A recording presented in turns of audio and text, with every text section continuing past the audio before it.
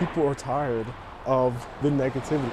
Allison Hill's section of Harrisburg is rich in history, but there's a perception by some the community has more bad than good.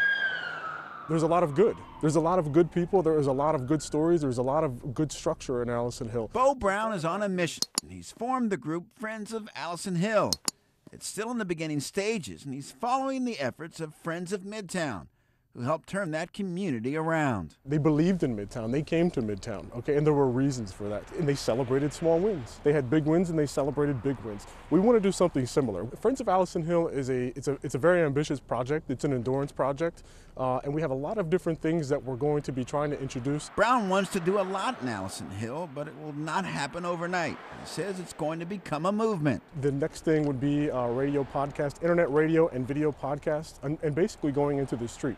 Friends of Allison Hill will attract small and large businesses and help hire people who live in the community. Brown says that's going to help lower crime. We have to get the zoning back to some industrial uses, because you could have a 10,000 square foot job, a 20,000 square foot, company that produces 20 jobs. Brown is aware of the concerns that development in urban communities would force some people out. His goal is for those in the underserved neighborhoods to benefit from the growth. Part of that is understanding that you have the power to control how gentrification is legalized.